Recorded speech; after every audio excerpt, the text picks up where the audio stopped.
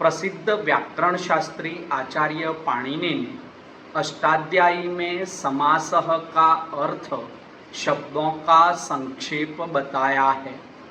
NCERT की कक्षा 10 की पुस्तक में समास के विषय में लिखा है कि समास शब्द रचना की ऐसी प्रक्रिया है जिसमें अर्थ की दृष्टि से परस्पर भिन्न तथा स्वतंत्र अर्थ रखने वाले दो या दो से अधिक शब्द मिलकर किसी अन्य स्वतंत्र शब्द की रचना करते हैं।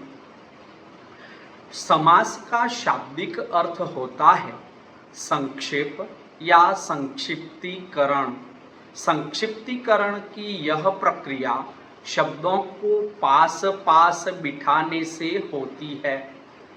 कामता प्रसाद गुरु के अनुसार दो या दो से अधिक शब्दों के योग से जो एक नया शब्द बनता है उसे सामासिक शब्द और उन शब्दों के योग को समास कहते हैं।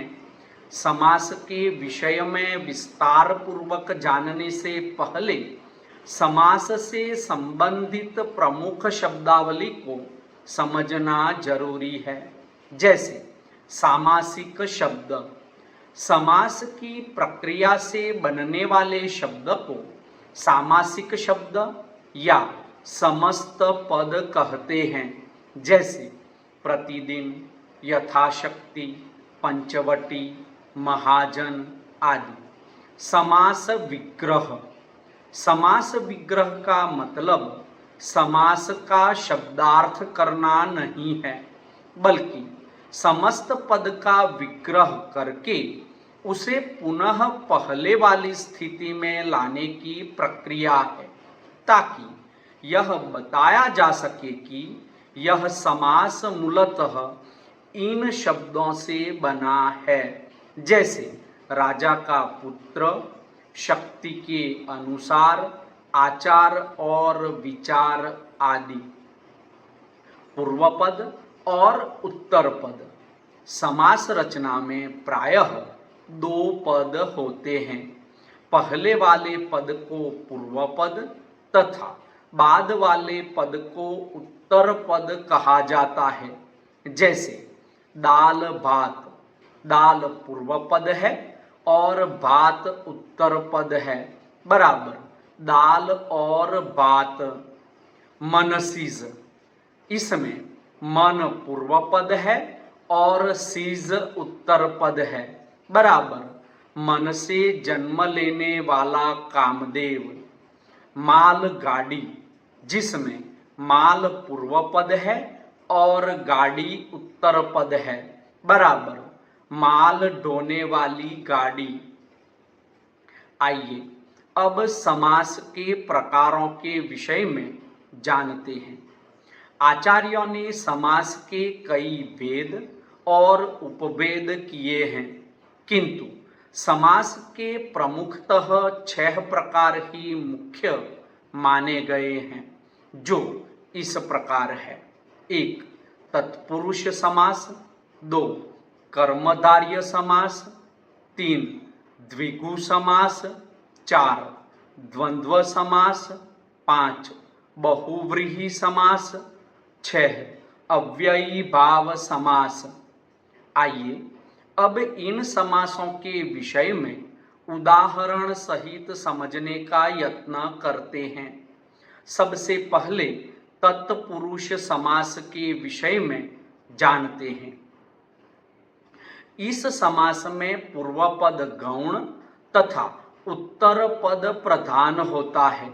समस्त पद बनाते समय पदों के विभक्ति चिन्हों को लुप्त किया जाता है। इस समास की 2 प्रकार से रचना होती है। 1. संज्ञा और संज्ञा अथवा विशेषण। जैसे युद्ध का क्षेत्र, बराबर युद्ध क्षेत्र।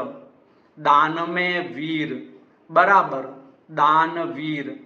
दूसरी प्रकार से इसकी रचना संज्ञा और क्रिया से होती है।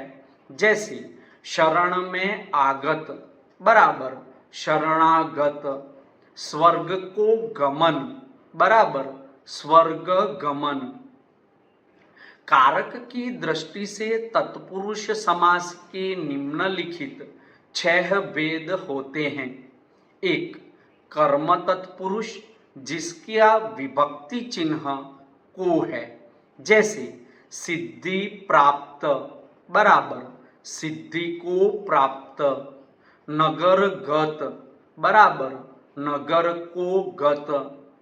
दूसरा भेद है करण तत्पुरुष जिसका विभक्ति चिन्ह से के द्वारा है, जैसे हस्तलिखित बराबर हाथों से लिखित, तुलसी रचित बराबर तुलसी के द्वारा रचित। दूसरा भेद है संप्रदान तत्पुरुष जिसका विभक्ति चिन्ह के लिए है, जैसे रसोई घर रसोई के लिए घर, जेब खर्च जेब के लिए खर्च। चौथा भेद है उपादान तत्पुरुष जिसका विभक्ति चिन्ह से है, पद भ्रष्ट बराबर पद से भ्रष्ट, देश निकाला बराबर देश से निकाला।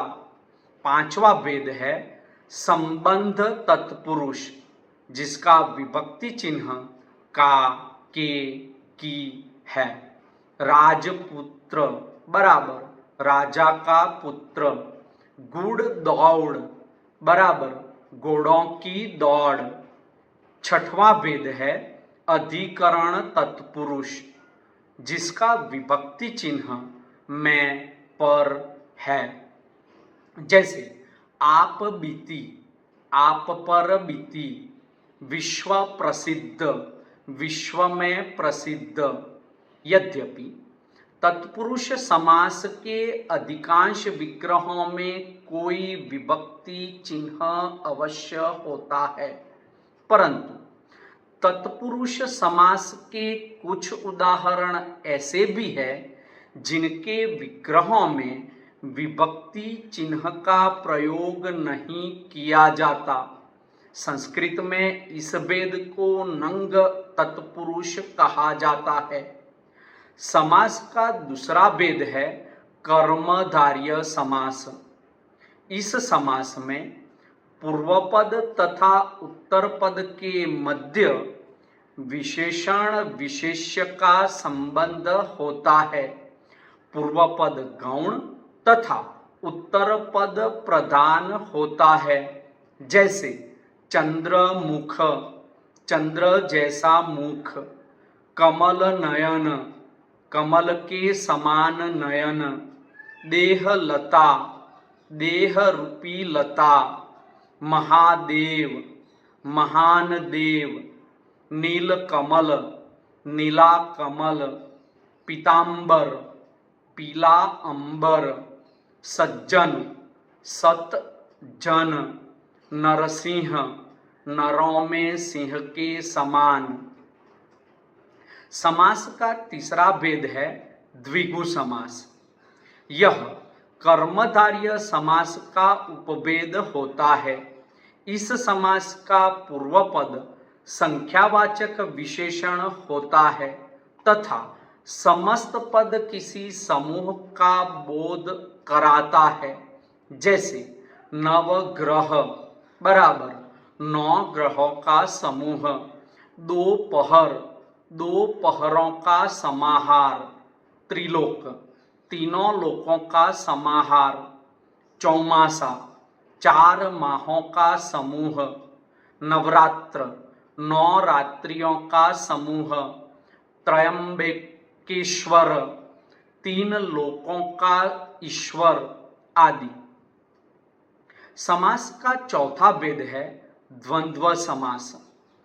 द्वंद्व का शाब्दिक अर्थ युग्म या जोड़ा होता है। इस समास के दोनों पद प्रधान होते हैं एवं एक दूसरे के विलोम होते हैं तथा विग्रह करने पर योजक या समुच्चय बोधक शब्दों का प्रयोग होता है, जैसे माता पिता, भाई बहन, राजा रानी, दुख सुख, दिन रात, राजा प्रजा आदि।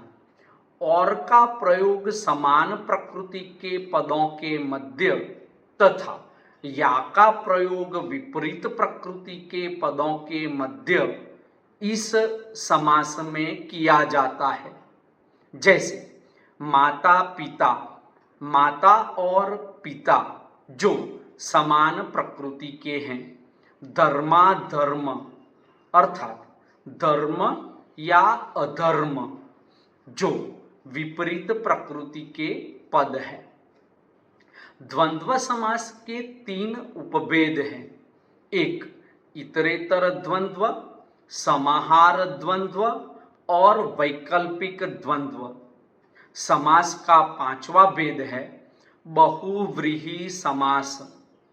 जिस समास के दोनों पद अप्रधान हों और समस्त पद के अर्थ के अतिरिक्त कोई सांकेतिक अर्थ प्रधान हो उसे बहुव्रीहि समास कहते हैं। ध्यान यह रखना है कि विशेष व्यक्ति, विशेष स्थान, विशेष पक्षी या जानवर के संदर्भ में बहुव्रीहि समास माना जाएगा। जैसे दशानन, दश है आनन जिसके अर्थात रावण। नीलकंठ, नीला है कंठ जिसका अर्थात शिव। सुलोचना, सुंदर है लोचन जिसके अर्थात मेघनाद की पत्नी। पीलांबर, पीला है अंबर जिसका अर्थात श्री कृष्ण। लंबोदर, लंबा है उदर जिसका अर्थात गणेश जी। श्वेतांबर, श्वेत है जिसका अंबर अर्थात मां सरस्वती जी। समास का 6वां भेद है अव्ययी भाव समास। इस समास में पूर्वपद प्रधान एवं अव्यय होता है। जैसे यथामति अर्थात मति के अनुसार, आमरण मृत्यु तक। इसमें यथा और आ अव्यय है। जहाँ एक ही शब्द की बार बार आवृत्ति हो अव्ययी भाव समास होता है। अव्ययी भाव समास की पहचान 3 तरह से की जाती है। दूसरे शब्दों में कहें तो अव्ययी भाव समास में 3 प्रकार के पद होते हैं। जैसे उपसर्गों से बने पद, आजीवन बराबर जीवन पर्यंत, निर्दोष बराबर दोष रहित, प्रतिदिन बराबर प्रत्येक दिन, लावारिस बराबर बिना वारिस के, यथाशक्ति बराबर शक्ति के अनुसार।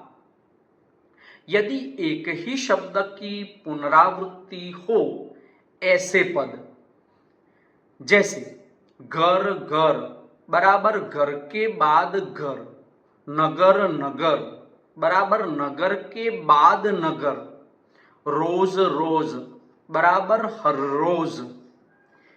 एक जैसे 2 शब्दों के मध्य बिना संधि नियम के कोई मात्रा या व्यंजन आए ऐसे पद। जैसे हाथों हाथ, हाथों ही हाथ में, दिनों दिन, दिन ही दिन में, बागो बाग, बाग ही बाग में। अंततोगत्वा निष्कर्ष रूप में कह सकते हैं कि समास भाषा की संक्षिप्तता और गूढ़ता का अद्भुत साधन है। यह शब्दों को छोटा कर अर्थ को और अधिक प्रभावी बनाता है। यदि समास न होता तो भाषा बोझिल और विस्तृत होती।